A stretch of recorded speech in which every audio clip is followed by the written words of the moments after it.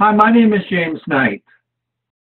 In March 2017, the BBC reported that following a long legal process that went back to 2013, Barton LeClay resident Mr. Shaw was given 12 months by the Central Bedfordshire Council to demolish an extension that he had built on his house on private road.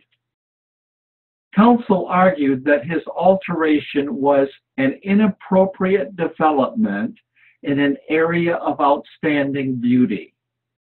When the council won the appeal, Nigel Young, the council's executive member for regeneration, said, quote, "As a council, we have a clear duty to protect our area from excessive development. We will actively challenge any development which threatens the character of our area.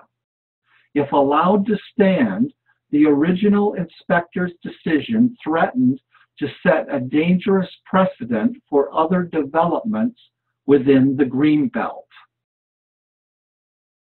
The planning inspector, Diane Lewis, said the site was causing serious harm to the Greenbelt, and in the public interest should be remedied as soon as possible.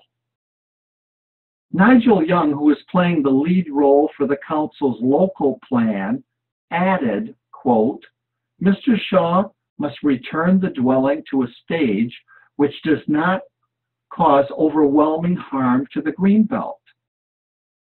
When Mr. Shaw had won an earlier ruling against the council, Young said, as quoted by the BBC, "The planning inspector's decision totally disregarded Barton LeClay residents and was completely at odds with the concerns to protect the environment and defend the Greenbelt from inappropriate development." He said that there had been 11 formal complaints.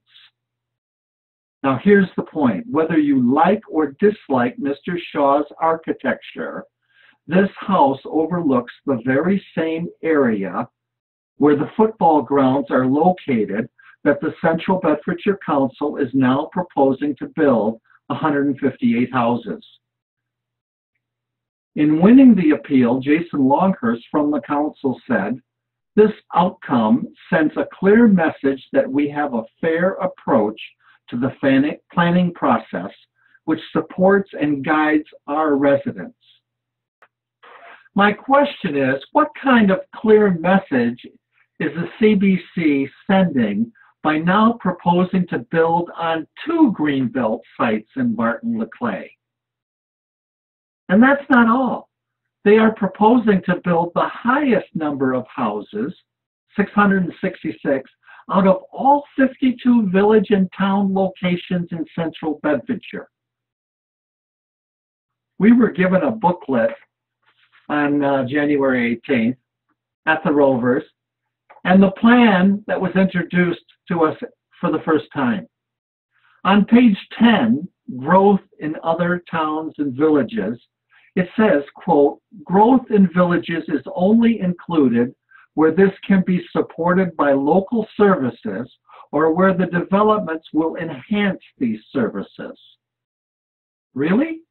How will adding close to an estimated 2,000 people enhance our current waiting time of 6 weeks or more for an appointment at our doctor's surgery, or add to our overcrowded schools?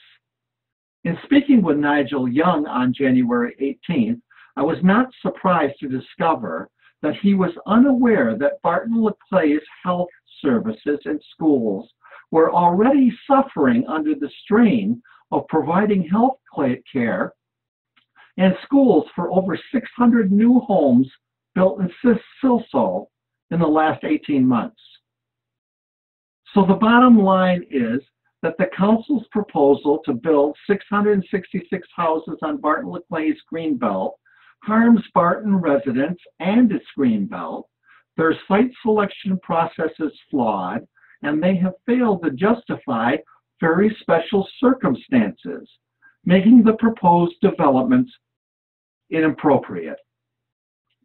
We feel that when given the chance for us to present our case to the state inspector, like Mr. Shaw, the council will be told under no uncertain terms that these sites would cause serious harm to the greenbelt, and it is in the public interest to find appropriate alternatives. The council hasn't given you much time to object. The deadline is February 22nd, so we must act now. To help make it easier for you to deliver your objection to this plan, the Barton Resident Action Group has prepared a simple one-page objection form. To download the form, go to handsoffgreenbelt.co.uk.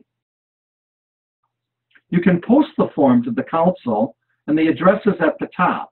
But frankly, the only way that we can be certain that your objection will be logged is if we hand deliver it ourselves, just like we did 3 years ago when we won our last case against the council with the inspector. So to ensure that your objection gets to the right place, please drop it off at the pet shop next to the co-op, and we will personally deliver it through the Barton Resident Action Group. And we will email you and keep you apprised of all the new developments.